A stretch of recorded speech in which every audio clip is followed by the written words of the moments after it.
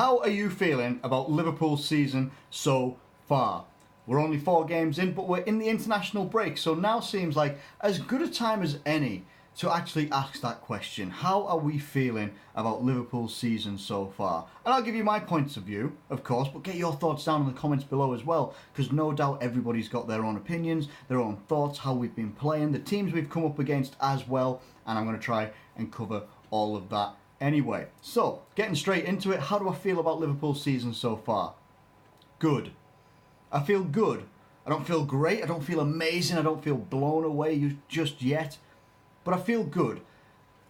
We've made the start that I've wanted us to make this season. We started off well, we picked up maximum points.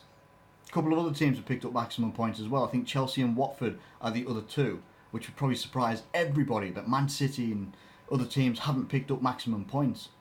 But we have, and that's the start that I wanted us to make. We've got an important month coming up. Could be a defining moment of the early part of our season, but for right now, I feel good. No, let's not do that. But let's have a look at the teams that we played against, okay? So we played against West Ham, and this is going to be a test of the memory because I can't actually really remember who we played against. So we played against West Ham. I think, did we play against Palace? Yes, we did play against Palace. Definitely played against Leicester, and we definitely played against Brighton as well. So you would say, and a lot of people would say, people that maybe aren't fans of Liverpool, opposition fans, etc., etc., that we haven't played the highest calibre of team yet. We've not played, a Tottenham, which will be coming up straight after the international break. We've not played, a Man City. We've not played Chelsea and all these teams yet. We haven't played Arsenal. But we've played the teams, a lot of the teams, that give us problems.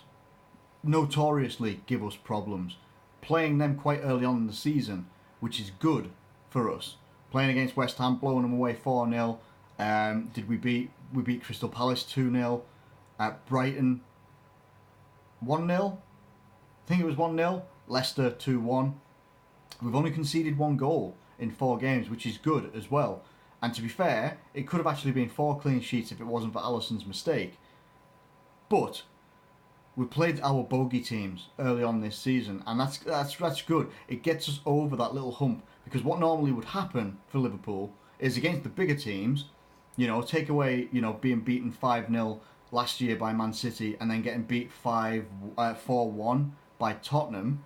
I think, other than that, we generally do well against the bigger teams. Yes, we got beat by we didn't beat Man United at all. We drew with them and got beat by them 2-1 last season. But we generally do well against the bigger teams. Well, we beat Man City 3 times last year out of 4. We beat Arsenal and drew with them. So we generally, with the bigger teams, because there's a lot more open spaces, they're not ones that are going to try and sit back against Liverpool. They want to play their game. They want to, especially like Arsenal, want to play their way. They want to attack and get some flowing football going on, or at least they used to. I haven't seen a lot of Arsenal under Emery. Same with Chelsea. Chelsea are a difficult team to play against as well. Man City, obviously they've got their very expressive way of playing attacking football. Don't necessarily prioritise defence, but even so, they've done well. Last year, obviously winning the title, that is doing very well. So I think how we've set ourselves up, though, is how I wanted us to set up. We've won our maximum points. It's actually better than I thought we would do. And I feel that we needed to start this way just because even before the Champions League group stages was announced, it looked like September into October was going to be a difficult time for Liverpool. And it is, don't get me wrong. When the Premier League kicks back off for us on the 15th of September, and you look at it and say, all right, there's only 2 weeks of September, the first week of October. All right, you're looking at maybe 3 weeks, and that's going to be difficult. But within those 3 weeks, I think we're playing about 7 or 8 games. So that's a lot of game time for a lot of players.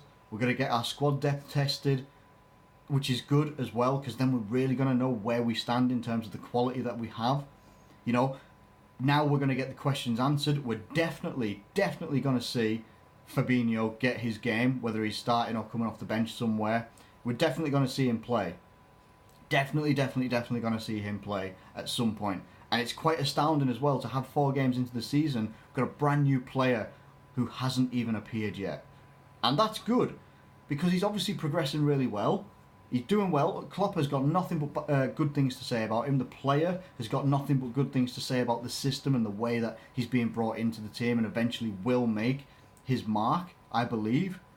We've got a lot of players that can make a difference. Shaqiri will most likely get a starting role at some point to rest either Salah or Mane, whichever way. Could be a change of system at some point as well. We've got a lot of players that I thought weren't going to be here. You know, we've still got Divock Origi, we've still got Daniel Sturridge, and warranted as well after his pre-season. Very, very good. Trying to think who else we've kept hold of. Markovic is still around. Obviously, he's not been announced in the 25-man squad for the Champions League. Don't know if he's been announced in the Premier League one at all. I can't remember. But even so, there's players that are in that if something goes wrong or we need the squad depth, and the younger players that we've got as well, the young players, we've got a lot of options and we're going to get tested. And that's why I'm glad we've made the start we have with maximum points. Really, really relieved to have those maximum points as well. And let's be honest, we've not played very well. Apart from the West Ham game, which, you know, West Ham have lost all 4 of their first games. We've won all 4 of ours. They haven't played very well, West Ham. So maybe that is a kind of like a win in disguise. They haven't found their identity yet, and they were coming up against Liverpool, who tore them apart in the very first game of their season. Aside from that, we've been defensively solid, very, very good at the back. One mistake by Alisson will never make a season. You know, I'm fully confident that Alisson is just going to go back to being what he was, which is absolutely class as a goalkeeper. Brilliant. I'm happy with him. I'm happy with that. I'm happy with the team. And then we've just got to move on. We're going to come up against bigger teams. We're coming up against Tottenham, Chelsea, Man City. And then we're coming up against PSG, Napoli. We've got Southampton in September as well. You know, we're going to come up against Southampton teams. Always gave us trouble as well. Any team that was led by Claude Puel has given us problems. When he was in charge at Leicester, gave us problems. So we're going to have to, you know, adjust. Maybe change some systems, change some players around in some games. But I'm so confident that we can deal with it. The worst thing that could happen is that we go forth and we lose all our games in the next month. That could be the worst thing that happens, you know. But we could also go out there and we've got the potential to win all of these games as well. You know, and a lot of people might disagree with this one because they say that we haven't won silverware in quite a while since Kenny Dalglish was in charge of us in 2012.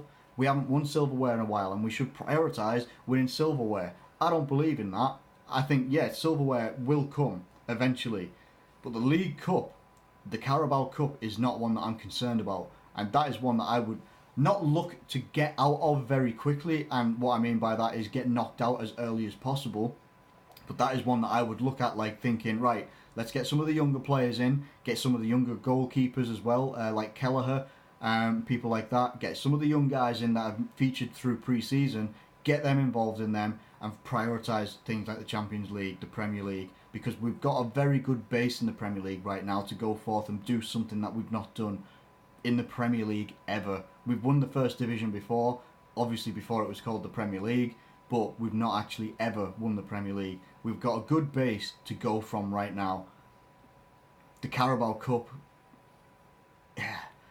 for me, it's almost like a consolation sort of trophy midway through the season. It's not a trophy I don't think any of the big teams will prioritise, and I certainly don't. And that's just my opinion. Maybe I'm wrong in that one, and people will look at it and just say, "Nah, you're wrong. We should be going for every competition as hard as possible." The truth is, you can't. You can't unless you've got a 25-man squad that is the exact same quality as your starting 11. All of them. You can't do it. And I think that as I keep saying, we've got a good base in the Premier League, got a tough group in the Champions League, and I think that they have to be our priority as a club.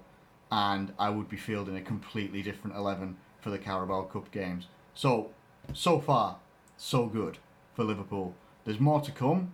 There's better performances to come from us, and we'll see where we are. By the next international break, I'll do another update like this. But I'm happy with where we are right now. We can only progress and go forward, and we'll just see how things are by the next international break, and I'll check in with you like then when we get there. So let me know what you think in the comments below. I might have rambled on a little bit here, but hopefully there's some coherence to it. Let me know what you think in the comments below. Thank you ever so much for watching this video, and I hope you have enjoyed it. Thank you once again, and I'll catch you later.